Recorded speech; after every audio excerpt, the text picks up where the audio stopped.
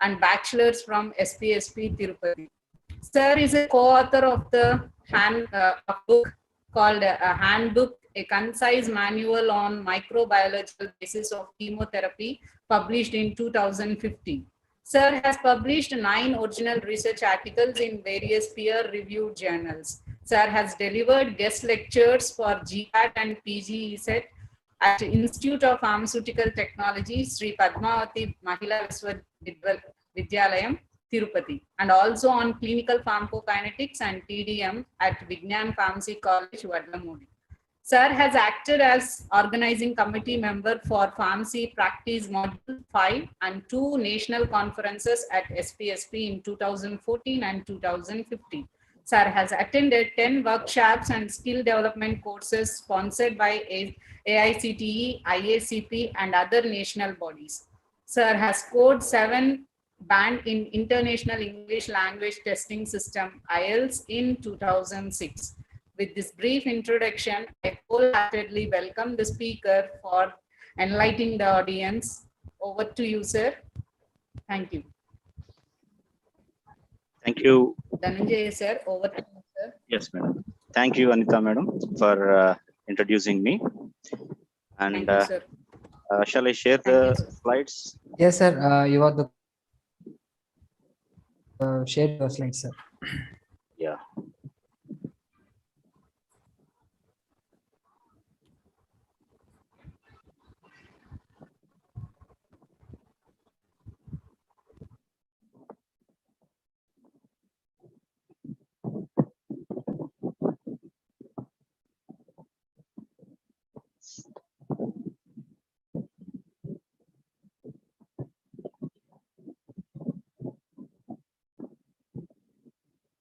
Yeah, are they visible?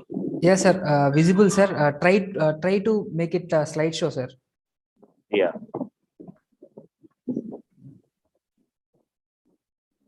Yeah, sir. Perfect, sir. Perfect, sir. Okay. Thank Yes, you, sir. madam. Thank you for introducing me, and I thank Dr. Swarnalata madam and Dr. P. Dwarkanath Reddy sir for giving me the opportunity to speak in this STTP program, which is conducted on application of QBD and other computational tools in pharmaceutical product development, current trends and future perspective. And I'm very thankful to Dr. Dwarkanath Reddy sir for inviting me and giving this opportunity. Welcome, welcome, Dhananjay. Welcome. Thank you. Thank you. And today's topic is on the QBD, the quality-based design and computational concepts in pharmacokinetics. And right, in a half an hour or so, I'll be talking about the introduction, definition of QBD, and the objectives, elements of QBD. Then I'll slowly take the diversion into the pharmacokinetics, dynamics, and I'll be discussing about the fate of the drug after oral drug administration, and concentrating on the first pass metabolism, absorption, and the bioavailability concepts. Then we'll move on to the process versus parameters, where a lot of confusion will be there regarding these two, and we'll try to minimize them, right? And we'll be focusing on the clearance, volume of distribution, half-life, and the further on the computational aspects in the pharmacokinetics, or what are the softwares that are available to determine the PK parameters of a drug, right? This is a brief thing about my talk.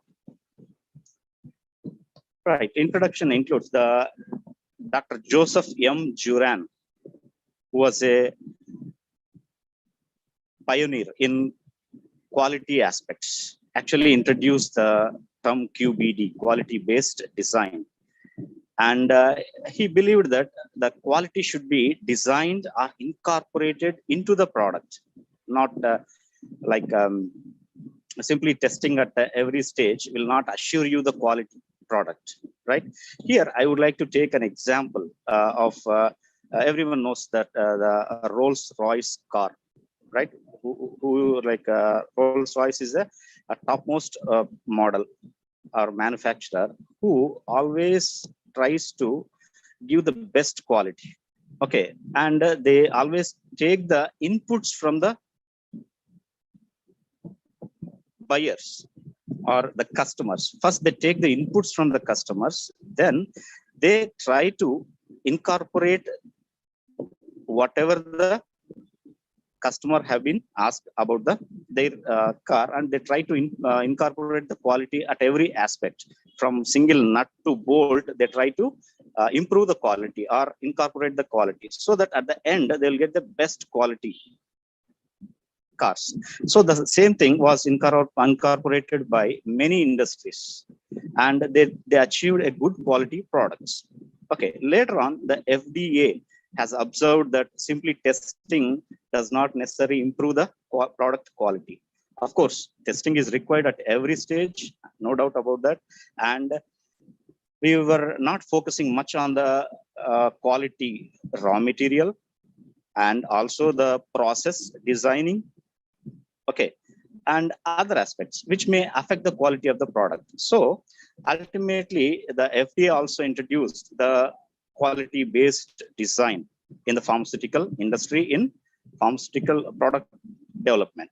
So and defined themselves the QBD for the pharmaceutical industry as it's a systematic approach to pharmaceutical development that begins with predefined objectives. So before starting the product development itself, they should have a clear-cut, crystal clear, defined objectives. And they also emphasize product and process understanding.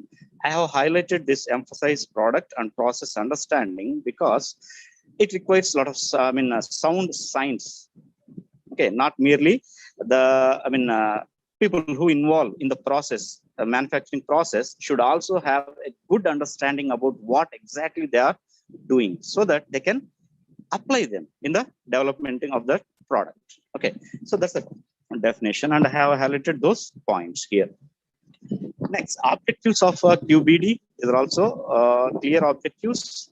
The first one is to achieve meaningful product quality specifications, but based on the clinical performance. Whatever we do in the pharmaceutical industry in preparing the product, it will ultimately affect the clinical, it should affect the clinical performance, or it should show some outcome, the best outcome in the clinical performance. So what I mean to say here is the requirements should start from the clinical side. I mean, what exactly they want, so that as the Rolls-Royce maintains the quality based on the consumer requirement, we also start taking the requirement from the clinical persons, or we can say physicians or clinical experts. So what exactly they want, then based on that we try to design or incorporate them back in our industry, so that we can meet the requirements of the clinical setup. Okay, then only our efforts will be fruitful, right? Then to increase process capability and reduce product variability, and there should be no more variability between the products, so that assures the quality of every product that has been generated. Okay, and defects by enhancing product and process design understanding. Again and again we are getting this term, that is enhancing product and process design understanding. So what I would like to concentrate here is understanding is required at every stage. Okay, so if you are good in understanding the concepts of every subject, we have different subjects in our pharmacy, everywhere this understanding is required, so that once you go to the industry, we can incorporate them. Simply merely knowing the things, knowing versus understanding. Knowing does not affect the quality. So if you are very good in understanding, very nice, then you can have a good concept which has been developed, then that can be applied in the industry. Okay, so I personally feel that there should be some QBU, quality based understanding. Okay, it's one of the what do you call objective in QBD, quality based design. So QBU is quality based understanding is required, and also this QBU should be introduced in the academics, so that we can make the students better understand the subject rather than simply knowing it. Okay, then the third objective is to increase product development and manufacturing efficiencies. Obviously, every step taken will also improve the manufacturing efficiencies, and to enhance root cause analysis. If there is any issue, the root cause analysis has to be done, so that the post approval change management should be carried. Then elements of a QBD includes, there are around 5 elements here, and the other elements, I mean, from 2 to 5 might be explained by the industry experts of about CMGA, CPPs. Okay, and I'll be focusing on only the first element, because which is much required regarding the understanding of the concepts. Okay, so here a quality target product profile. The first one is the quality target product profile. Before preparing the product or before initiating this product development itself, we should see what exactly or how exactly the product is going to be. You should see a clear vision of it. Then only we can start doing it. That means you should do a lot of groundwork, a lot of framework regarding this, and that identifies the critical quality attributes. Then only you can know what are the critical quality attributes that can influence the QTPP. Okay, so as I said, I'll be focusing only on the 1.1 here. So which includes, a lot of inclusions are there in the QTPP. If you observe them carefully, all of them, most of them actually are the requirements of the clinical setup. That's what I said initially. What exactly we need, first of all, we should have such an idea before initiating the project. So here, intended use in a clinical setting. We should know what exactly or how exactly the pharmaceutical product is going to be utilized. Then the route of administration that was required by the clinicians, and the dosage form, excuse me, and the delivery systems. Then dosage strengths that are required, and the container closure systems. Of course, how should be the pharmaceutical product or container, and any new technology that can be applied to meet the requirements of the patient. Then therapeutic moiety release, the drug release or delivery and attributes of affecting pharmacokinetic characteristics. Here, the pharmacokinetic characteristics that are going to be influenced, factors that are going to influence the PK characteristics. In a minute, we'll see what are these pharmacokinetic characteristics. Okay. Appropriate to the drug product dosage form being developed. Then drug product quality, of course, it should be checked. Sterility, purity, stability, and drug release. Then only we can trust the product, right? So these are all inclusions in the QTPP. Now, I would like to take a deviation. Sorry, it's diversion, right? So I mean, it's a part of the QBD only, but I'll be focusing much on the pharmacokinetic aspects from here. Okay. Sir, before going further, here I'd like to put a quotation here. A woodsman was once asked that, what would you do if you have had just 5 minutes to chop down a tree? He answered, I would spend the first 2.5 minutes for sharpening my axe. That means, why I'm quoting this here is, you should be perfect, absolutely precise in the concepts. Then only you can, I mean, the rest of the job is going to be easy. That's what my intention is of keeping this quotation here, right? So, and I found this quotation was given by the Abraham Lincoln, but some people say that it's not from the Abraham Lincoln. So that's why I quoted both of them, the woodsman as well as the Abraham Lincoln, as a reference. Okay, now let us take a few minutes to sharpen our perspectives. Right, pharmacokinetics. Everyone talks about the pharmacokinetics, right? By definition, from the basic textbooks, which we learn in our B Pharma or M Pharma, of course, describes it as a study of absorption, distribution, metabolism, and excretion, isn't it? Or simply they state it as a drug disposition. Or in a simplified manner, they say simply it as what the body does to the drug, isn't it? But actually, we should know what exactly it describes. Okay, if you look at this, what I am going to tell you will not be having any of ADME. Okay, so actually the pharmacokinetics is going to explain you about the relationship between the dose that's going to be taken and the unbound drug concentration, the unbound drug concentration at the site of action.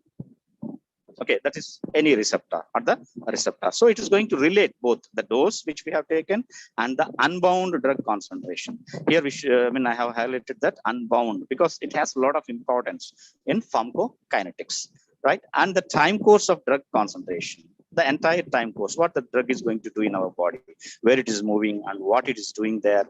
Okay, the entire thing is going to be studied under the pharmacokinetics. Whereas pharmacodynamics, it describes the relationship between the unbound drug concentration at the receptor and the drug response, the pharmacological response or the therapeutic response. Okay, so dynamics describes the relationship between unbound drug concentration at the receptor site and therapeutic effect, whereas pharmacokinetics explains the relationship between the dose and the unbound drug concentration at the site of action. Okay, so combining both of them are going to be utilized for clinical pharmacokinetics, where we simply apply the principles of pharmacokinetics and pharmacodynamics for an individual patient in designing the dosage regimen. Okay, that's what we do in the clinical setup. So the pharmaceutical product development, which is going to be done in the industries, should have knowledge regarding what exactly the requirement is from the clinical setup. Okay, and also they should have a clear, crystal clear concepts of the pharmacokinetics, because these concepts are going to be utilized at every step in dissolution studies, disintegration studies, and the plasma concentration time profiles, which they do quite oftenly, right? So these are going to be very useful. And before going further, I would like to make clear here itself that all these are going to be assumptions. We are going to make many assumptions, generalizations, and relations. Okay, so we don't have a clear cut, we can't say it as exact, right? So they will be related to each other. Okay, based on the requirement. So here in the bottom, I have kept a relationship, which we should be clear from here itself. That is, the therapeutic outcome or the toxic effect is going to be proportional to the pharmacological action. That is, more the pharmacological action that takes place inside the body is going to be more therapeutic action or toxic outcome. Or you can say, you can come from the other end also. That is, more the dose, more the plasma concentration. Both are proportional to each other, directly proportional. More the plasma concentration, then more will be the concentration at the receptor site. And more the concentration at the receptor site, more will be the pharmacological action. More the pharmacological action, more will be the therapeutic action. All these are proportional to each other. They are not equal to each other. They can be related, but we can't equate them. Okay, right. Next, I was talking about the fraction unbound, because this is not going to be given much attention, right, while we are studying. That's fraction unbound, which is not bound to the protein. Actually, once the drug enters into the blood, where it is going to encounter the proteins, albumin, glycoproteins, and other lipoproteins, isn't it? Where the drug is going to bind with the protein and forms the complex, drug protein complex.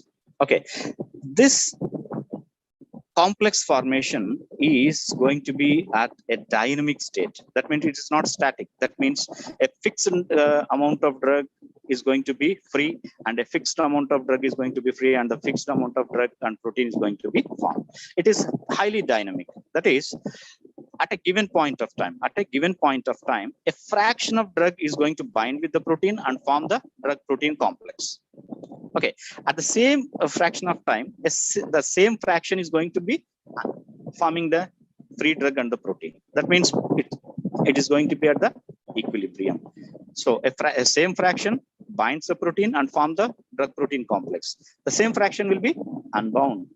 Okay, and forms the free drug and the protein. Okay, that's what happens. It's going to be dynamic. Okay, now the fraction unbound is equal to the unbound drug concentration, the drug which is not bound, the concentration of the unbound drug divided by the total drug concentration. The total drug includes both the drug which is bound to the protein and the drug which is free in form. Here I have highlighted it with the green color.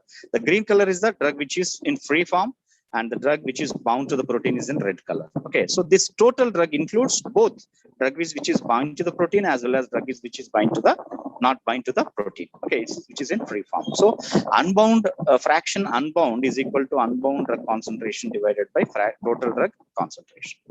Okay, and practically it is not easy to estimate the exact concentration of the drug which is not bound to the protein. Okay, but there are some methods. In critical situations, sometimes if the situation or the protocol demands, we may need to go to determine the exactly the unbound drug concentration. But most of the times we go and determine the entire drug that is present in the plasma. Okay, now what is the significance? That's what I was talking about. We should know what exactly every term is, right? So this fraction of drug, which is in green color, now it is in the central compartment, that is the circulatory system here, which is going to be available. This free drug, always free drug is available for tissue distribution, and also it is available for eliminating organs to eliminate the drug. Okay, this bound drug is not going to be available for tissue distribution, neither tissue distribution nor eliminating organs. Okay, so only this drug. Now, as this drug is equilibrated with the protein complex, if this green color drug which is in free form is getting eliminated from the body, slowly the drug which is bound to the protein will be converted back into free drug. Okay, so that's what the entire drug that is present in our body is going to be eliminated eventually. Okay, but only the free drug will be available for tissue distribution, where it may encounter a receptor and show the action, and the same drug which is in free form will be available for eliminating organs to eliminate it out of the body. Okay, now what is the significance? Why should we know about this fraction unbound? Because we have some of the drugs which are highly protein bound, right? So we should, one should know who is involved in the product development, pharmaceutical product development, about the protein binding abilities of the drug. Okay, and we have a pharmacokinetic parameter which we are going to learn it soon. We'll explain you how this protein binding is going to influence. Okay, here we have 3 examples quoted here, which is having warfarin is having around 99% protein bound, and 1% is only unbound form, like that 96 and 90. So the problem with the highly bound, protein drugs which are highly bind to the proteins is very important here, because if anything, any introduction of any excipients or any other drug may influence or may kick this drug which has been bound to the protein and make it into unbound form. Say, for example, we have introduced another drug that may displace this drug and increase the unbound drug to it may double. Just think that it has been doubled. So instead of 1, it is 2 now. Warfarin protein binding has been affected, and now the unbound fraction is 2. Is there much difference between 1 and 2? Yes, actually, because it has been doubled.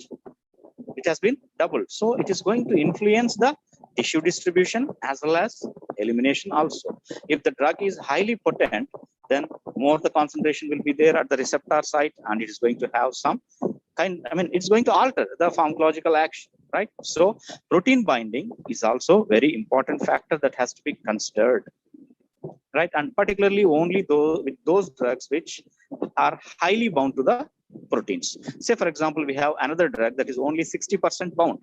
Okay, so 40% is in unbound form. Now, if your excipient or any drug, introduction of any other drug displaces the drug to 45, though it does not have much impact because it has been increased from 40 to 45, right? But highly protein bound drug displacement may have some kind of effect. Okay, we'll see. We'll have more discussion about this one in the next slides. Now, very important thing which I would like to share here is the pharmacokinetic processes versus pharmacokinetic parameters. Based on the queries that was asked by my students and PG students and some of the faculty also, here the pharmacokinetic processes are different from pharmacokinetic parameters, because quite oftenly people will be asking, telling that pharmacokinetic parameters processes as clearance, volume of distribution, and half-life. Both are different, and the ADME are processes which are going to influence the clearance, VD, and half-life. If there is any alteration in absorption, distribution, metabolism, and excretion of a drug in a person, that are going to surely affect the PK parameters, that are going to alter them. That's what. See, if you take a pediatric patient or a geriatric patient, they'll have a deviation in ADME compared to the adult. Hence, definitely there will be an influence on the PK parameters. Okay, so that's a major thing which we need to understand. Next, the pharmacokinetic processes, as we said, processes, definitely these processes will happen at certain rate and to some extent, up to an extent. Okay, so processes will have a rate of process and there will be an extent of process.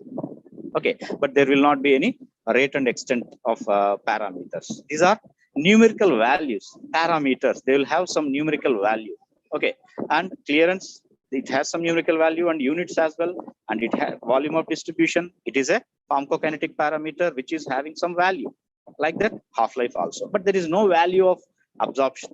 That, I mean, there is no numerical value for absorption, distribution, and metabolism and excretion. These are all processes. They happen at certain rate and to some extent, right? Then, now, if you take PK parameters, pharmacokinetic parameters, I'd like to focus on the pharmacokinetic parameters, which involves clearance, volume of distribution, and half-life. Right. So like a player in the first table here, I have given some of the cricket players and their statistics. I mean, the matches they played, innings, not outs, runs, and everything, all the data, right? All of them are having some numerical values. Okay. When you see them, you can deduce something out of it, right? So if you say not outs, 14 not outs are there for Ashwin. Right, so that indicates that is showing that he is more, prominent player. We can trust him. Whenever there is a critical situation, isn't it? He's having more not outs compared to the other ones. Okay, so like that, if you observe the values of clearance, volume of distribution, and half-life of the drugs, then surely we should get something in our mind. They're not simply values. They indicate a lot of things, or they infer a lot of things about the drug. Okay, so now we'll move on to the significance of each and every parameter.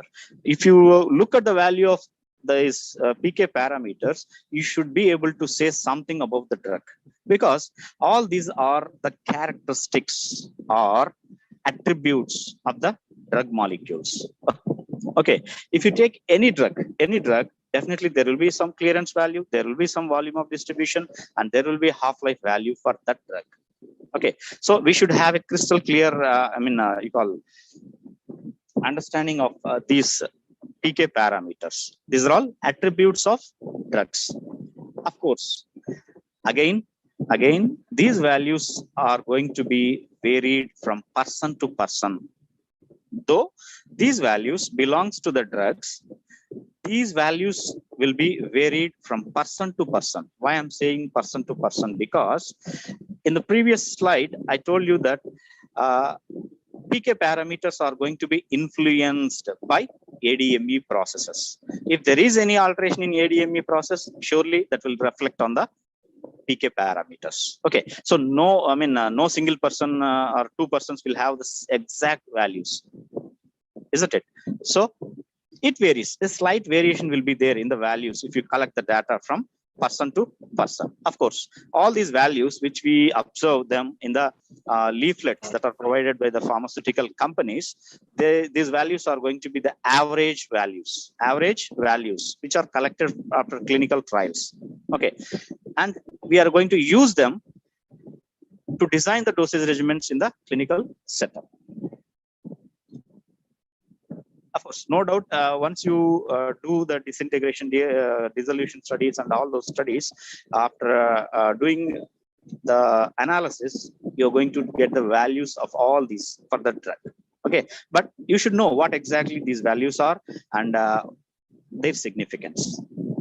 Okay, then before going further about the PK parameters and their significance, I would like to go through the fate of drug after oral administration. That means how the drug is going to be absorbed, where it goes first, then how it enters into systemic circulation, then from there how it is going to move around the body, right? So once the drug is taken up by the oral route, it enters into the GIT, where it undergoes disintegration, dissolution. Then the drug is going to move into the portal circulation, or here we call it as portal vein. Here it has been represented. Okay, so the drug is going to move from the GI lumen into the portal circulation. Here I would like to make a clear here itself that most of the times whenever we ask about the absorption, what is absorption, we simply say that movement of the drug from site of administration into the systemic circulation. But there is a lot of difference between the systemic circulation and the portal circulation, right? The portal circulation is the one which is going to take place between the two capillary networks.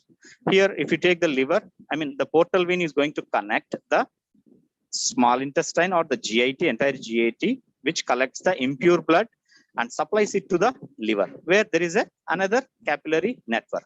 And the blood always flows in one direction, but it has been called as circulation. Maybe the blood is going to be circulated through the systemic circulation, right? So here the blood is moved from the one capillary network to the other capillary network. Whenever there is a blood flow from one capillary to other capillary network, we call it as portal circulation. And the vein which is going to connect these two capillary networks is called hepatic portal vein. Okay. And we have one more portal circulation in our body that is there in the CNS, which connects the hypothalamus and the anterior pituitary, and it is called hypophyseal portal circulation. Okay, it's out of the subject here today. So we'll focus on the hepatic portal circulation. So now, once the drug enters here into this portal circulation or portal vein, it reaches the liver where it undergoes metabolism. Then the drug which escapes the metabolism, is going to move into the right atrium through inferior vena cava. That is the blood vessel which is going to collect all the impure blood from the lower parts of the body. Okay, so then the drug reaches the heart, right atrium. Then from there, the drug enters into the right ventricle.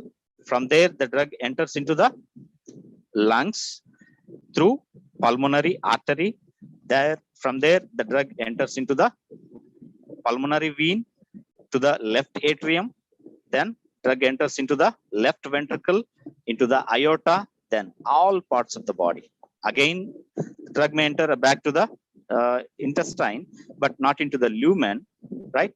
And likewise, the drug also reaches the kidneys and every part of the body, where they may encounter the receptors and elicit the pharmacological action. So this is how the drug is going to be moved in our body. Right now, let us focus on the liver, where the portal vein is actually supplying the drug to the liver when you give it through the oral route for the first time. Okay, and that fraction is called FG. Okay, FG, that's the fraction of dose that is absorbed into the portal circulation. Okay, generally we consider it as a systemic circulation, but in terms of oral administration, we have to consider the portal vein entry as the absorption, because before entering into the systemic circulation, it is going to undergo the metabolism for the first time. Then while passing through the liver, it undergo metabolism, and which is called hepatic extraction ratio, or the fraction that undergo the metabolism is called EH. And some of the drug is going to escape the metabolism, that is going to reach the inferior vena cava through hepatic vein, that is called FH1 minus EH. Okay, so let us focus on this EH and FG. Yeah, in oral administration, the absorption is the extent, because I have highlighted here the extent everywhere and the fraction everywhere, because most of the times, naturally, when you ask something like absorption, first pass, or even clearance, whatever, we start with the amount of drug. We start with amount of drug, but it should be started with the extent or fraction. That is very important. Okay, so absorption is the extent to which the intact drug is absorbed from the gut lumen into the portal circulation. Okay, so if you want to know the real absorption after oral administration, you need to take the samples from the portal blood or portal vein. Then only you can predict the absorption pattern of the drug. Okay, then this is expressed as FG. It is expressed in fraction. Okay, always we express the things in fraction rather than amount or in mass units, because if you express it in mass units, it is only used in that particular situation only. But if you estimate the things in fraction or extent or percentage, you can attribute it to any quantity of drug. Okay, so that's why I always try to use the term the extent or the fraction. Then the first pass clearance is the extent to which a drug is removed by the liver during its first passage in the portal blood through the liver. Portal blood through the liver, not from the systemic blood. There is a lot of difference between this, because it is called a portal clearance. I mean, we call it as portal clearance, and it is different from systemic clearance. Okay, systemic clearance is different, portal clearance is different, or first pass clearance, because other name is. Okay, then fraction of drug which escapes the first pass clearance is having utmost important, because that is the one which is going to enter into the systemic circulation, and that is the drug which is going to be available at the receptor site. So more the fraction escapes, more will be the bioavailability. Less the hepatic extraction, more will be the bioavailability. Okay, so that's how we have to relate, right? Hepatic extraction ratio. Most of the times we ignore this hepatic extraction ratio, but every drug will have certain hepatic extraction ratio, and it can have a value from 0 to 1. That means if a drug is having the hepatic extraction ratio of 0 or near to 0, that means it is very, very less metabolized or no metabolism at all, right? So if it is near to 1, most of the drug is going to be metabolized. So based on this data, you can design the product development or dosage form development or dosage development, whatever it is, right? So we need to know about this EH. That's a very important factor, particularly when you design the dosage through the oral administration, that hepatic extraction ratio. And based on this value, we can divide the drugs into high hepatic extraction ratio drugs and low hepatic extraction ratio drugs, so that we can utilize that concept in the drug development, dosage form development. Right, then bioavailability. Again, we will be having a lot of definitions regarding the bioavailability. And again, the first definition given by American Pharmaceutical Association was the relative amount. Always we are relating with something. So if you say something fraction or percentage, we are relating with 100, okay, or 1. So we should represent it in relatively. So the relative amount of an administered dose that reaches the general circulation, the relative amount of an administered dose that reaches the general circulation and the rate at which this occurs. Then the second definition, which is given by US FDA, is the rate and extent. This is what we observe in most of the textbooks. The rate and extent to which active ingredient or therapeutic moiety is absorbed from a product, I said, and becomes available at the site of drug action. Most of the people do not accept this second definition. And the first definition, which gives you more, relative quantity. Okay, so in a simple way, what is bioavailability? It is the fraction of dose that reaches the systemic circulation. Whatever the dose you give, right? So the fraction of it that reaches the systemic circulation is bioavailability. Say, for example, I'll go for the previous example again here. If you are giving some 100 milligram of dose through oral route, say 80 milligrams is absorbed. 80 milligrams is absorbed. That means entering into systemic circulation. Then what will be the fraction of drug absorbed? That is Fg. Absorption is 0.8. So you need to divide the 80 divided by 100. Then say, for example, 60 milligrams. 60 milligrams of it is metabolized. Then EH will be 0.75. That is 0.6 divided by 0.8, or 60 divided by 80. Then how much is escaping? 20 milligrams is escaping. Okay, so FH will be 0.25. Okay, so FH is 0.25 and FG is 0.8. Now calculate F, that is bioavailability. Bioavailability of any drug that is given through oral route is going to depend on Fg, the fraction absorbed, and the fraction escaping the metabolism. So if you multiply 0.8 into 0.25, you'll get 20% or 0.2.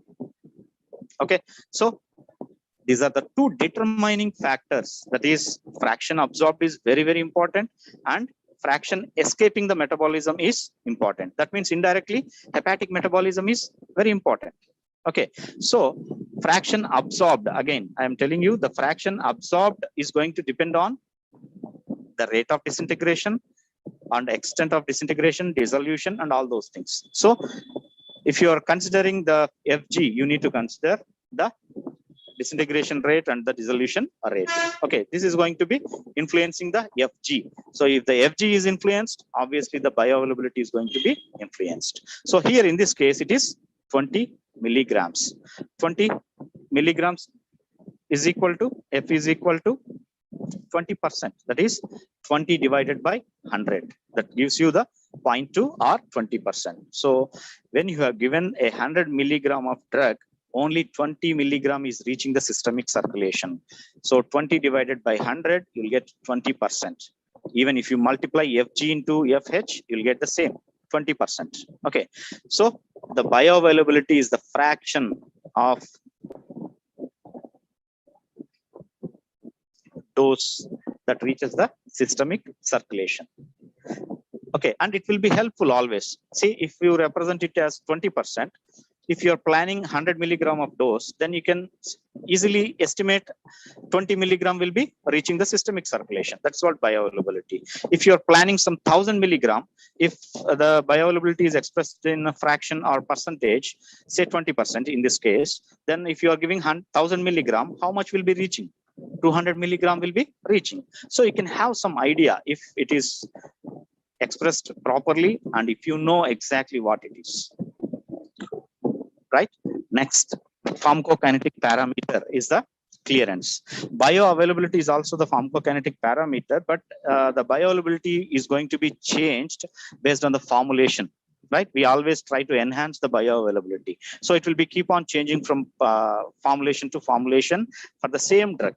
Okay, so that's why the clearance and the volume of distribution, both of them are called as fundamental pharmacokinetic parameters. Fundamental pharmacokinetic parameters, right? Then the clearance is going to be expressed in liters per hour or ml per minute. This is the units. And now what it explains. I told you the definitions are common, but if you look at the clearance value of a drug, you should be able to say something about that, right? So for example, if the propranolol, you are all familiar with the drug, is having 80 liters per hour. The clearance value of propranolol is 80 liters per hour, say, for example, then what it says, what you are understanding from that.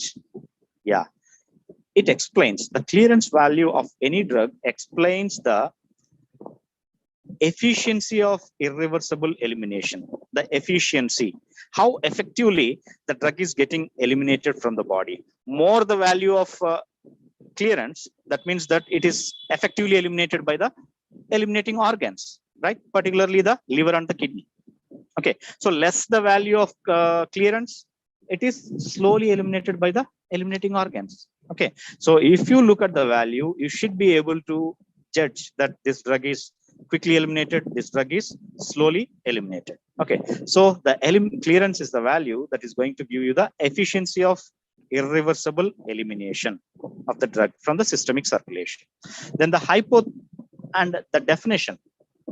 the definition of clearance is it's a hypothetical volume, not the real volume. It's a hypothetical volume of blood or the biological fluids from which the drug is totally and irreversibly eliminated per unit time.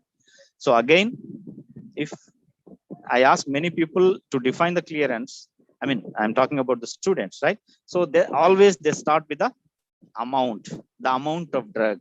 It is wrong, right? Your starting itself is wrong. No definition in the pharmacokinetics starts with amount, right? So they should always either start with the fraction or the depending on the parameter. See, it is liters per hour here. So obviously it should start with the volume, right? The volume of the blood that is cleared of drug per unit time. For every unit time, how much drug, sorry, again, I used the wrong word, right?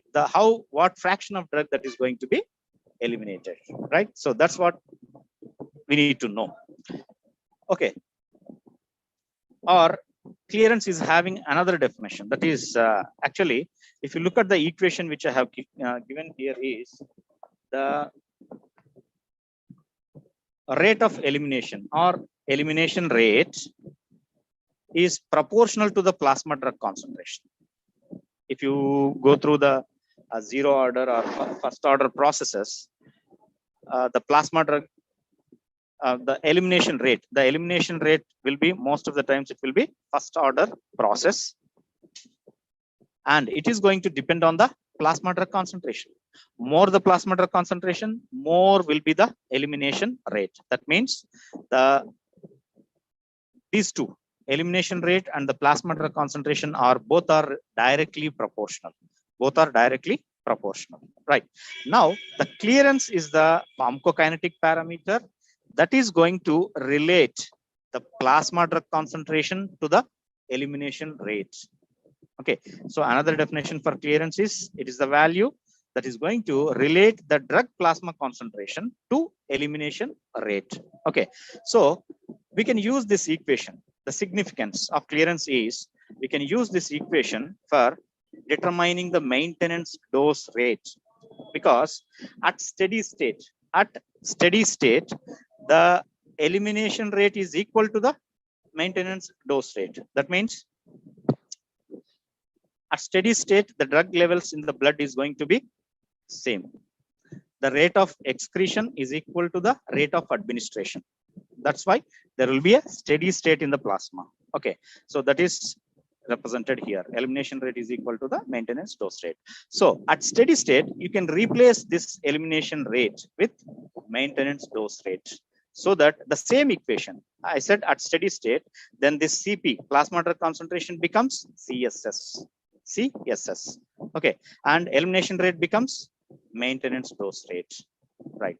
So clearance is the value that is required for calculating the maintenance dose rate in the clinical situation. Okay, so the persons who are involved in the development or pharmacokinetics, using the pharmacokinetics, should know the value of these parameters, where exactly they are going to be utilized, so that they can apply them in the drug development. Okay, right. The hepatic clearance. Again, the clearance is the value which is actually a sum of hepatic clearance, renal clearance, and lung clearance. Any drug, if it is excreted through the sweat clearance. Okay, so like that, the total clearance is the sum of all the individual clearances, and we naturally give much importance to the liver as well as the kidneys, because these are the two major eliminating organs. So hepatic clearance is going to be depending on the QH, that is the blood supply to the liver, and hepatic extraction ratio. Just now we talked about the hepatic extraction ratio, because that value of a drug is very, very important. That explains you whether it is majorly eliminated by the liver or majorly eliminated by the kidneys. Okay, so hepatic clearance depends on two factors, that is QH. QH is nothing but the hepatic blood flow. Usually the hepatic blood flow is 90 liters per hour. So the hepatic clearance can have a value from 0 to 90 liters. That means if it is having near to 0, that is, it is very less eliminated by the liver, and also it is, the blood supply, which is in the blood supply of the liver. That's why we are having the maximum value of 90 liters per hour for hepatic clearance, because the liver cannot eliminate the drug more than its supply. Though it has capability, that is called internal clearance. That's called internal clearance, more than its supply, but it can't do it more than its supply. Okay, so every one of us will have more capability of writing the examinations. I mean, if you give unlimited time, and if you are supplied with unlimited of additional sheets, definitely you will perform more than your performance in the examinations, isn't it? That means that we are restricting your writing the examinations by the time factor and the number of additionals. So like that, the internal clearance always will be very, very high compared to the hepatic clearance itself, because though internal clearance is a factor of hepatic clearance, the internal clearance value is going to be very, very high compared to the total hepatic clearance, because the liver cannot eliminate or metabolize the drug more than its blood supply. So the maximum blood supply is 90 liters per hour. So if any drug, it will be having in between. Right. So this diagram, which represents the clear anatomy of the blood supply here, the portal vein and the hepatic artery. See, earlier we discussed about the drug entering into the liver for the first time through the portal vein, called first pass metabolism. Now, once it enters into systemic circulation, again the drug is going to reach the liver through the hepatic artery. So now this clearance is called systemic clearance, because the drug is entering into the liver through the systemic blood vessel, that is the hepatic artery. Right. Now, for example, if 1 milligram is entering, then what was the hepatic extraction ratio earlier? It was 0.75. So now, of this 1 milligram, 0.75 milligram is going to be extracted by the liver, because the hepatic extraction ratio, is the fixed value for the drug.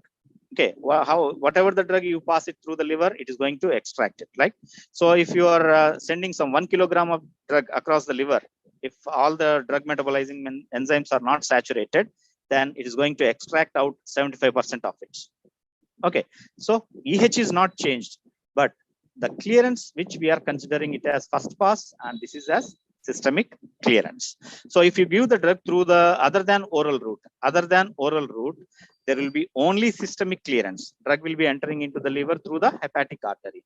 If you give the drug through oral route, there will be a first pass clearance as well as systemic clearance also. Okay. Now the renal clearance, again, another organ which is majorly involved in eliminating the drugs, and particularly the drugs which are water soluble are going to be eliminated through the renal system. Again, the maximum blood supply to the liver is 80 liters per hour. So any drug renal clearance cannot be more than its blood supply. Okay, not like liver, kidneys are having 3 different processes that are involved in eliminating the drug, that is filtration, tubular secretion in the proximal convoluted tubule, and tubular reabsorption. So all these processes, 3 different processes, are going to influence the excretion of the drug by the kidneys. Okay, and in a single equation, we can keep the parameters like this. Okay, this is renal blood flow, and again there will be a secretion clearance. Okay, like internal clearance, which we discussed in the previous slide, there will be a secretion clearance, which will be more than renal clearance usually, right? But based on the blood supply, this one is going to be restricted. So for a drug, if you observe the clearance, total clearance, which is actually having the part of hepatic clearance as well as renal clearance, both of them are going to be there in the total value.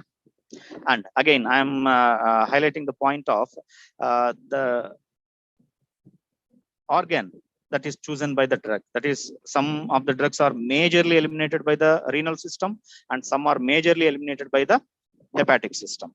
Why is this important? Because in the clinical setup, particularly, the drug elimination, the organ involved in elimination is important.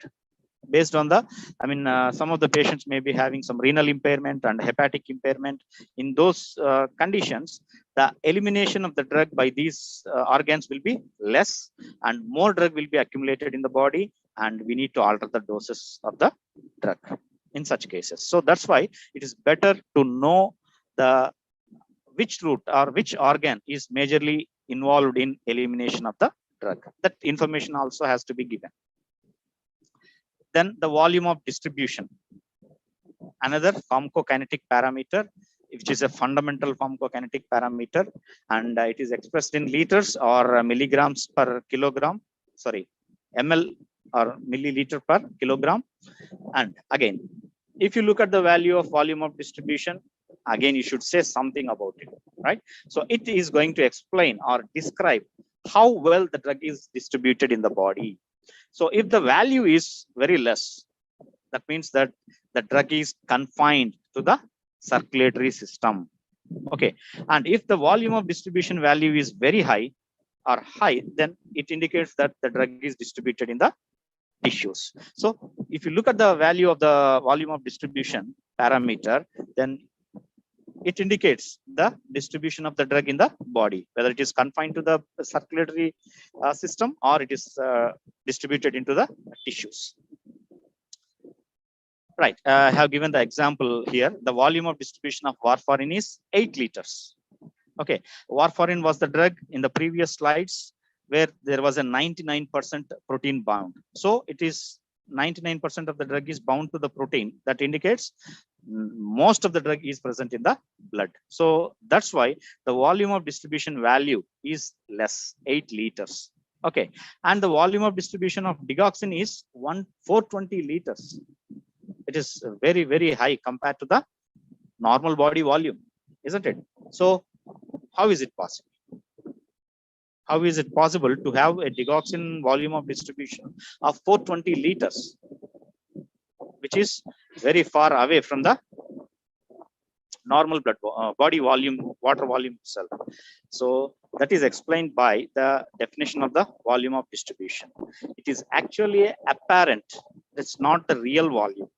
Okay, in which a drug would need to be diluted in order to give observed plasma concentration. Right? I tell you again, it is actually a not real volume. It's an apparent volume in which the drug appears to be dissolved. In simple terms, we can say it as it appears to be dissolved. That means digoxin is having larger value of volume of distribution. That indicates that it has been well distributed in the tissues. very well distributed in the tissues. We can say it like that because it is having larger volume of distribution. Okay, so the equation that is going to give you the distribution of the drug in the body is the fraction that is present in the blood, fraction that is present in the tissue. This ratio, FB and FT ratio, is going to determine the volume of distribution. If the drug is confined to the blood, bound to the protein in the blood, it will have less volume of distribution. If it is having high value, that means the drug is very much present in the body tissues rather than in the blood. Okay. Then another definition for volume of distribution is, again, see, yeah, it is a hypothetical volume that relates the drug serum concentration, the plasma drug concentration, to the amount of drug in the body. Okay, so clearance, we have another definition for the volume of distribution that is going to explain you about, or it is a parameter. Volume of distribution is a parameter that is going to relate the plasma drug concentration to the amount of drug present in the body. See, these two are different, always indicated by Cp and the X. X is always the amount of drug that is present in the body. You can estimate the amount of drug that is present in the body immediately after dosing. If you give 100 milligram of drug and if you ask me how much drug is present in my body immediately after 1 minute, then I can say 100 milligrams. But after 1 hour, I can't say how much drug is present in your body. Okay, so but you can determine the plasma concentration at any time, but you can't determine the amount of drug that is present in the body at any time. But we can relate it to the plasma drug concentration with an equation. Cp or Ct is equal to Cp into e power minus Ket.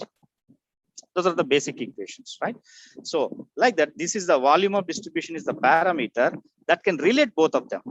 It won't give you the exact value, but it can relate the plasma drug concentration to the amount of drug that is present in the body. So here you can see it. X naught is the amount of drug present in the body at 0 time, and C naught is the plasma drug concentration at 0 time. So these two can be related by the pharmacokinetic parameter, that is volume of distribution, and you can calculate volume of distribution with the help of these two. Okay, now what is the significance of volume of distribution? What is the significance? That means we can use the value of volume of distribution to calculate the loading dose of a drug for a patient. And you all know the half-life is the parameter that is going to determine the how many half-lives are required to reach the steady state. So even if you take lidocaine is having a half-life of only 1 hour, say 5 to 6 half-lives is required to reach the steady state, or 5 to 6 dosings at every half-life.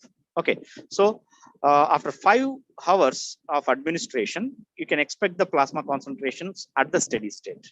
Okay, so the patient can't wait until the drug reaches the steady state, isn't it? So that's why we need to know the volume of distribution parameter, which can be utilized to calculate the loading dose of the drug for that situation. Okay, so that we can calculate the loading dose, administer the loading dose. At the same time, you can start the maintenance dose, so that as the loading dose get excreted from the body, the maintenance doses keep up the steady state levels. So that is a significance of volume of distribution.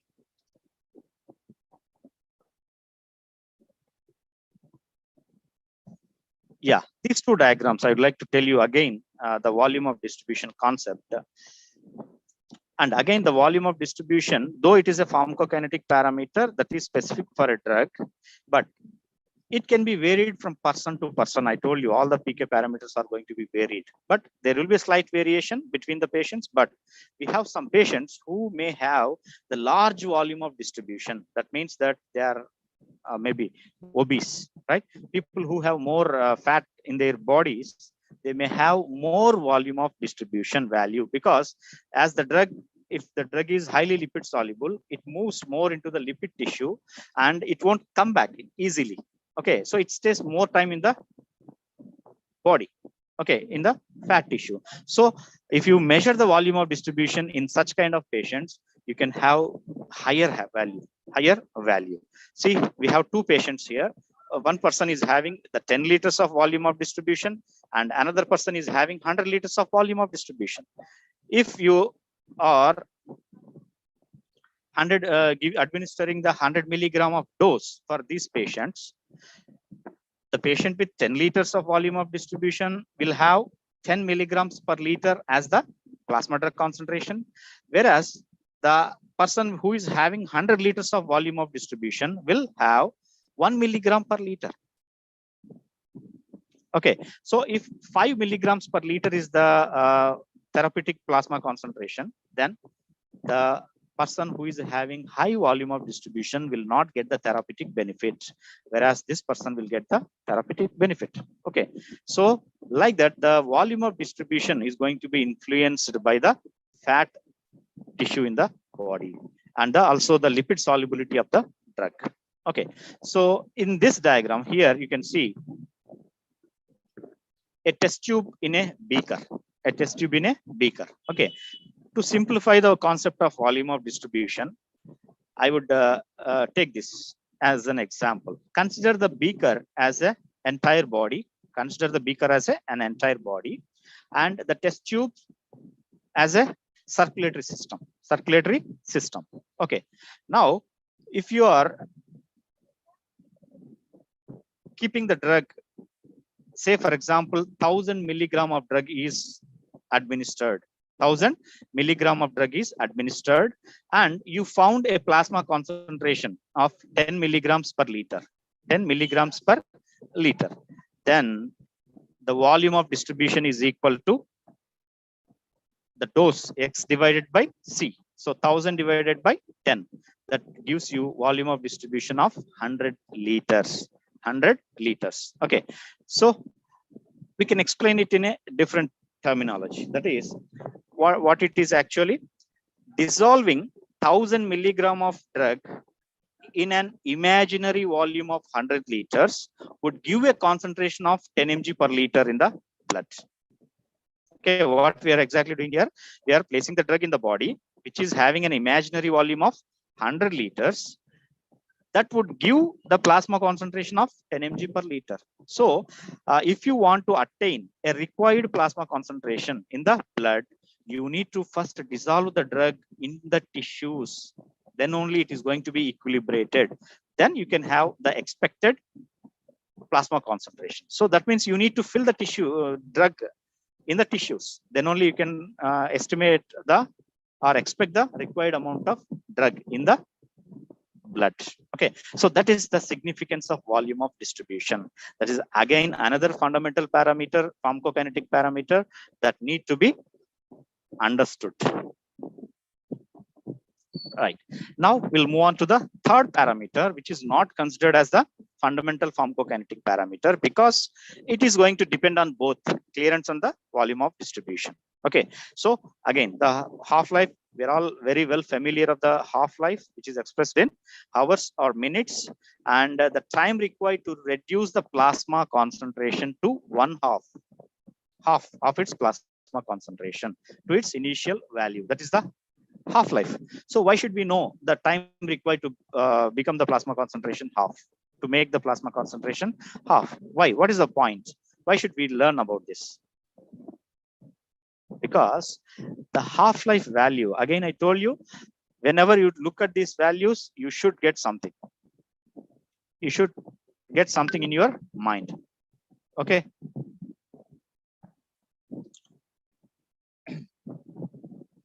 Now, what the half-life explains, right?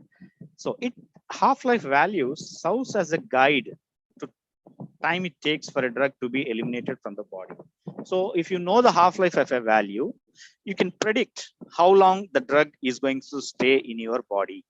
Say, for example, you can see in the table here, which I have given here, see half-life. 50% of the time. First half-life is considered as the time which is taken to become half, plasma concentration to become half. So if you don't give any other dose, the first given dose is going to become 75% eliminated after 2 half-lives, 3 half-lives 87.5, 4 half-lives 93.8. Like that, it is going to be around 99.62 after 8 half-lives. That means consider an example of lidocaine again, which is having a half-life of only 1 hour. So if you give the drug to now, then you can expect the 99.62% of drug lidocaine elimination after 8 hours of time. Okay, so half-life is the parameter that is going to give some idea about how long the drug is going to be stayed in the body or how much time it takes to get eliminated from the body.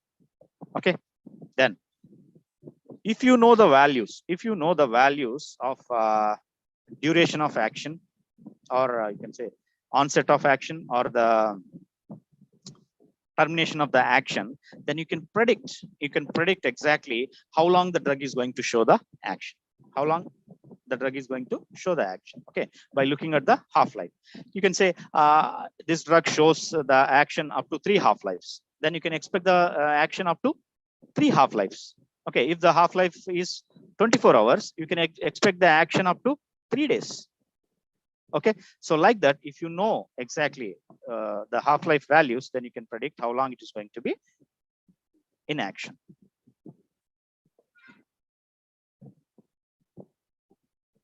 Just a minute, right?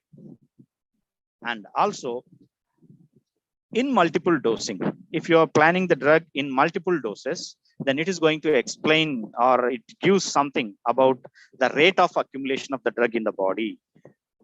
Right, so if you are giving the drug at every half-life, you can estimate how much drug has been accumulated in the body after this many half-lives. Okay, again, the same table, if you remove the elimination with accumulation, you can predict the amount of drug that is going to be accumulated. So that means if you go on giving the drug at every half-life, then after 8 half-lives, you can expect the 99% of CSS, steady state achievement. So that's what I said. If you're planning in multiple doses, you should wait until the drug reaches the steady state. Most of the people will be taking the drug every half-lives, every day. So that means that after 8 to 10 half-lives are taken at every half-life dose, then you can expect the steady state values in their plasma. Then that steady state is required for the pharmacological action that has to be maintained continuously, particularly with the antihypertensive drugs and the anti-diabetic drugs, where the patients will be taking them continuously and the plasma concentrations are going to be at the steady state. Okay, for the initial treatment, it takes around 8 to 10 half-lives actually to reach the steady state. But clinically, we take 5 half-lives as the achievement of the steady state, right? So if it is an emergency condition, then we go for loading dose calculation by using the volume of distribution. So, but the half-life will give you some idea regarding this accumulation and elimination. And also it gives the dosing frequency. Okay, so at what dose drug has to be taken, and what is the dosing interval that has to be maintained, and at what dose frequency the patient, the dose drug has to be given. All these can be predicted and calculated based on the half-life of the drug. Okay, so all these parameters, clearance, volume of distribution, half-life, they have their own importance and they have their own specific significance in every aspect of drug development and in the clinical situation. Now, I would like to go through the graphs, general graphs. I feel that without graphs, the pharmacokinetics is incomplete, right? So these are the 2 set of graphs given through oral route. This one, we're all familiar with the bell-shaped curve. We have been learning them since long. And this is the graph of the IV infusion. And this is the graph for intravenous bolus. IV bolus. Okay. And these two graphs, this is the concentration versus time graph, and this is the log concentration versus time graph, where the curves have become straightened here because of the semi-log application. Then we always know, straight lines are easy to handle than curved lines. So that's why always we take the logarithm concentrations, then we predict the pharmacokinetic parameters. Okay, so to determine the pharmacokinetic parameters of any drug, we need the concentration versus time profile of the graphs. If you plot them concentration versus time, you'll be having the curvilinear graphs. If you log the concentration, all those graphs will become straightened. So we can calculate the slope of the line, which gives you the elimination rate constant. Once you know the elimination rate constant, you can calculate the half-life. Once you know the half-life and the C naught value, you can calculate the volume of distribution. If you know both of them, you can easily calculate the clearance value. Okay. And this first set of two graphs are one compartmental kinetics, the drug that follows one compartmental kinetics, whereas these two graphs that follow the two compartmental model. We can see it here.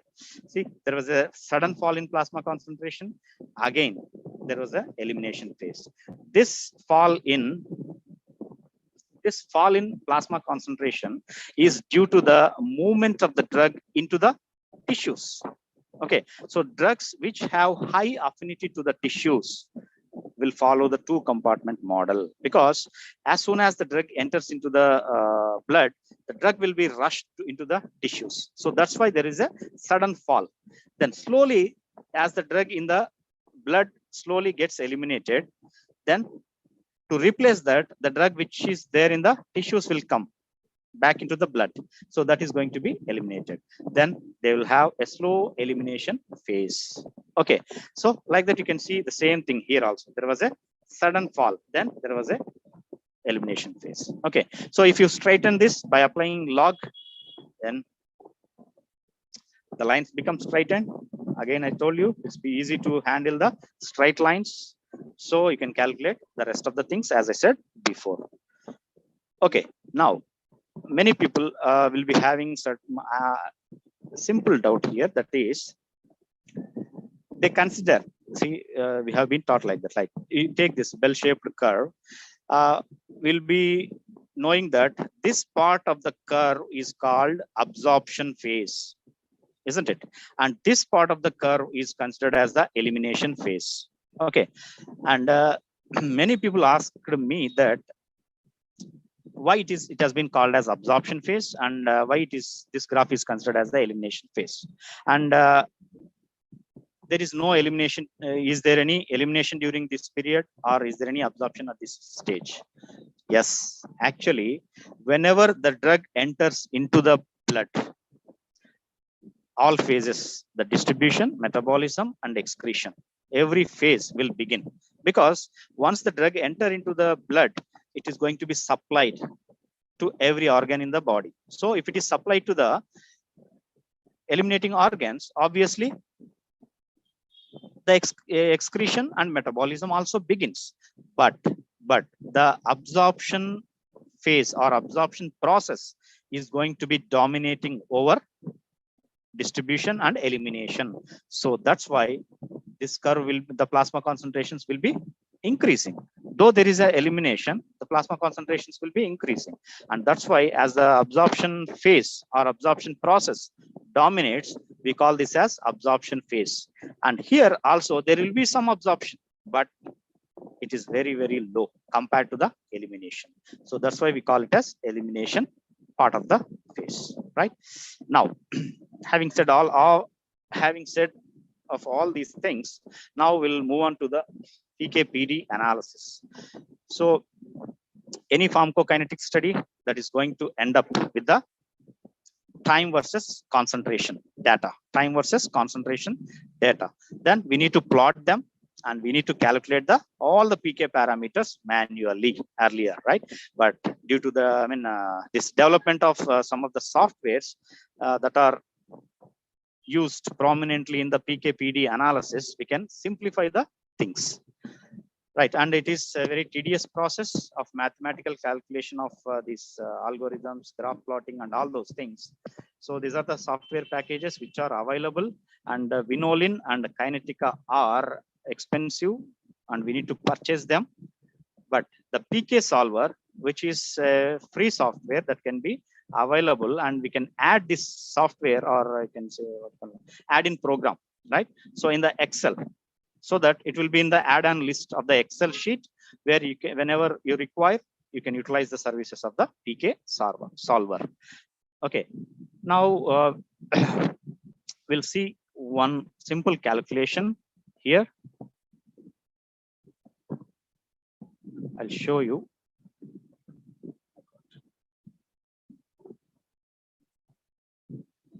Yeah. Yeah, this is the data which we got in our lab for a PKPD study. Now I'm going to utilize the data, mean plasma concentrations. I'll explain you once again. Yeah, this is the data which we obtained in our pharmacology lab, where we constructed the plasma concentration time profile after administering the drug fixofenadine, and we have collected the samples at 0.25, 0.5, 1, 2, 4, 6, 8, 12 hours. And these are the values of every rat, and I took the mean of all of them. And now I'm going to utilize those mean values. Okay, right. 1, 2, 3, 4, 5, 6. Sorry. 7.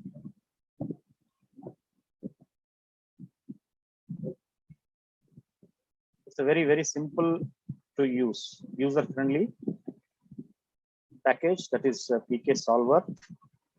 And I should definitely acknowledge Dr. Arun sir. Excuse me, sir. Sir. So can you share your screen, sir? I think it's shared. Okay. I need to share the entire screen, I think, right? Give me a moment. I'll share the entire screen.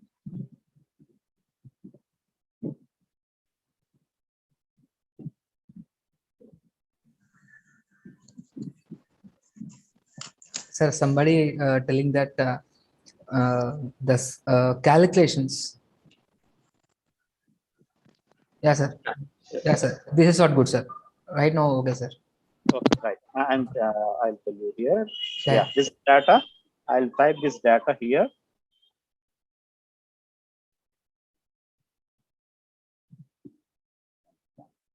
.817.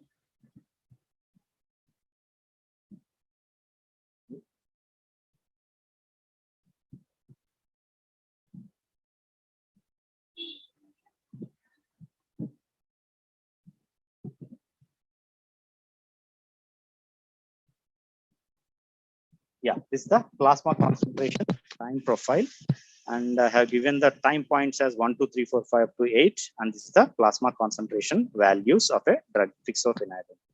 Now I'm going to, yeah, I'll minimize it.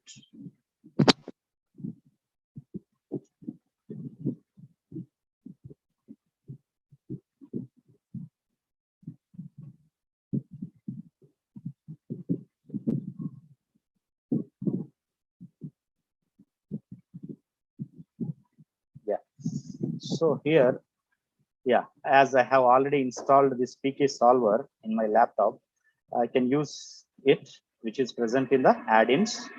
So I go for PK solver, and there you can see the different compartmental analysis. This is non-compartmental analysis, extravascular administration, non-compartmental analysis, IV bolus, non-compartmental analysis, IV infusion.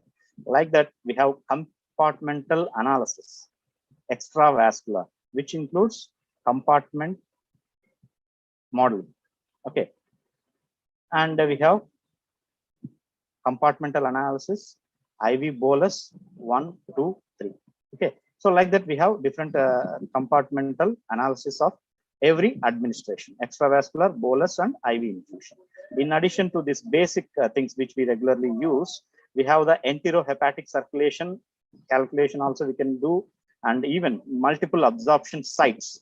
I mean, if you give the drug in multiple sites, and you can calculate or you can get the values, and you can use this icon to calculate the PK parameter values from the data after giving the drug at various sites. Okay. And these are other functions that can be used. Now I go for extravascular administration, because you can, by observing the data, you can see that there is a rise in plasma concentration and there is a Cmax value. And again, the plasma concentrations were less compared to the Cmax, and there was a decrease in plasma concentration, right? So one compartmental. Yeah, now you get like this, a small window. As usual, people who are familiar with the usage of Excel, they can do it very simple. Now I give the concentration values. Yes. Okay, now it's very simple. And the units, check the units, hours, microgram per ml, and the dose. Okay, we can give all the inputs, whatever required, then we can run it. We'll give a couple of minutes, we'll give all the data required that is required, and which will take a lot of time to calculate actually. Yes. See.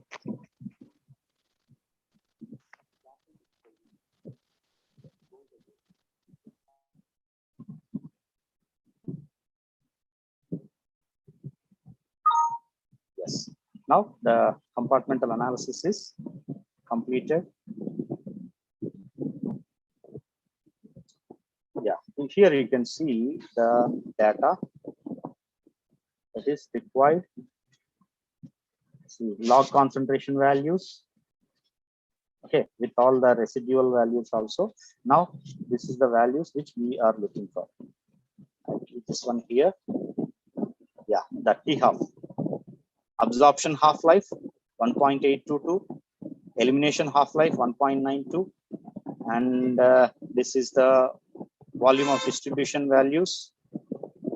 Okay, and clearance, Tmax, Cmax, and area under the curve, 0 to time and 0 to infinity, and AUMC values also. Okay, so like that is going to calculate everything for you, and it is going to be ready made for you. Okay, and even the graphs. See, the maximum fit graphs are going to be available.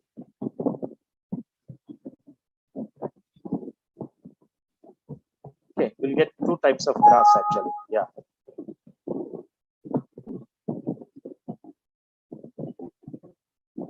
Okay. So like that, you can utilize this software, which is called PK Solver. Very simple. Just if you have the plasma concentration time profile data like this, first of all, you need to install the PK Solver, and it will give or appear in the add-ins. Yeah, you need to check it. Then you give the plasma concentration time profile data here, and simply click the plasma PK Solver. And here you need to choose which type of compartment model analysis you require. Based on that, the results are going to be appearing. Okay.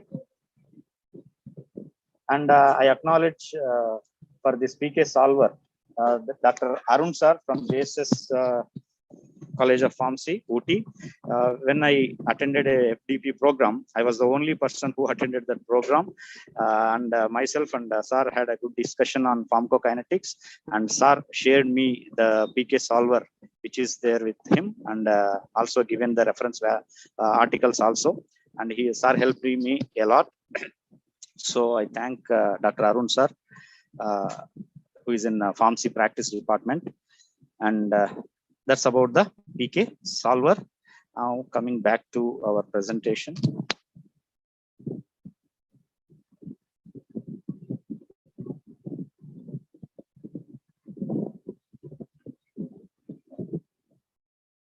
Yes, so that's how we can calculate all the PK parameters of a drug.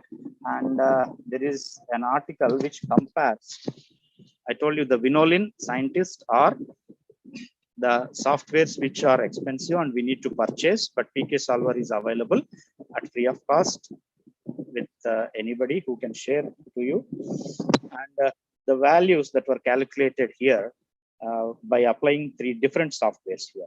See the values, almost all the values are same.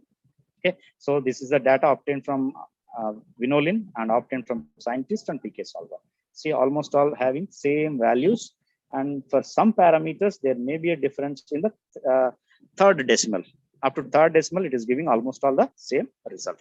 So for simple calculation purposes in the academics, we can use the PK Solver. And if there is a demand, then or a necessity, you can go for the purchased versions also. Right? And I thank, and this is the college where I work, and I studied my B Pharma, M Pharma, and right now I'm also working in the same institute, that is Sri Padmavati School of Pharmacy. And I thank the management of Padmavati School of Pharmacy, and also my principal mentor, Dr. D. Ranganayakulu sir, who always gave me the opportunity to teach the clinical pharmacokinetics, which is there in the PharmD 5th year since its inception, so that I could spend more time in understanding the concepts. So that's the main reason of understanding all these things, because of the encouragement given by my principal. And I thank and I take this opportunity to thank sir. Thank you. Thank you one and all for patiently listening. And if you have any queries, feel free to ask me, please.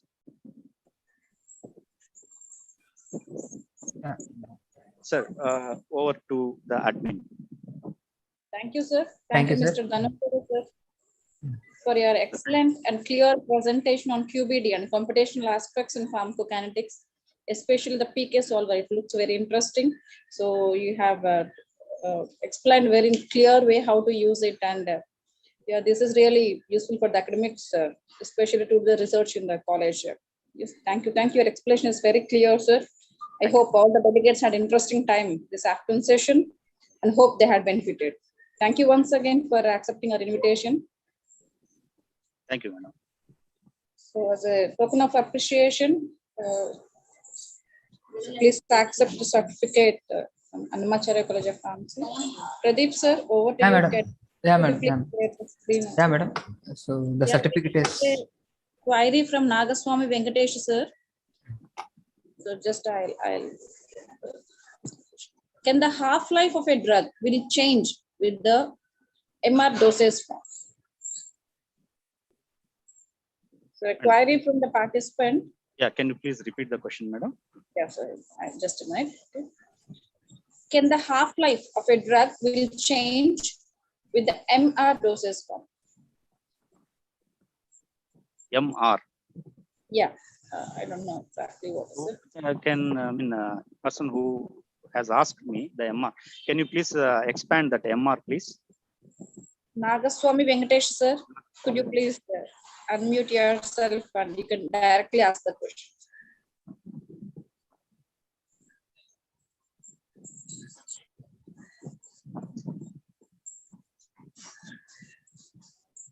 Modified release dosage form, sir. MR, this expanded form is modified release dosage form. Okay. Now, madam, please repeat the question again with the modified release dosage. Yes, okay. Can the half-life of a drug will change with modified release dosage form? Yes, sir. Definitely, the modified release dosage form will have a different kind of release of drug in the body, so that the drug may be sustainably released or different. Release pattern is going to be differed. Obviously, the drug is going to stay more time in the body, and the half-life of the drug is going to be increased. So it will have some influence on the half-life of the drug dosage form with this particular dosage form. But if you take the half-life of the drug, actual drug, or the active moiety, that is not going to be changed. Okay, so those are the attributes of the drug. Those are going to be specific for the drug. But by applying the different kinds of dosage forms and the techniques that are involved, we can slightly manipulate these parameters for that particular dosage form. Okay. So we do have one compliment from Viresh Pratap sir to you. It's a very informative session. Okay. Thank you, Pratap sir. So please accept the certificate as a token of appreciation from our college for an excellent presentation. So we'll send this through the mail ID. You'll receive this within 1 day. Okay. Yeah. Thank you, sir. Thank you once again. And very good evening. And once again, I thank Principal Dr. D. Swarnalata ma'am, Program Coordinator Dr. P. Dwarkanath Reddy sir, today's speakers of morning and afternoon sessions, and my dear delegates and colleagues, for sparing your time, efforts, and your cooperation in executing this event. There is a long road ahead. So meet you tomorrow in the morning session, exactly at 10 o'clock. We look forward for your what you can say that cooperation and support in the future also. Thank you, sir. Thank you once again. Have a nice day. Stay home. Thank you very much. Thank you everyone for patient listening. Thank you. Bye bye. Yes, sir. Thank you.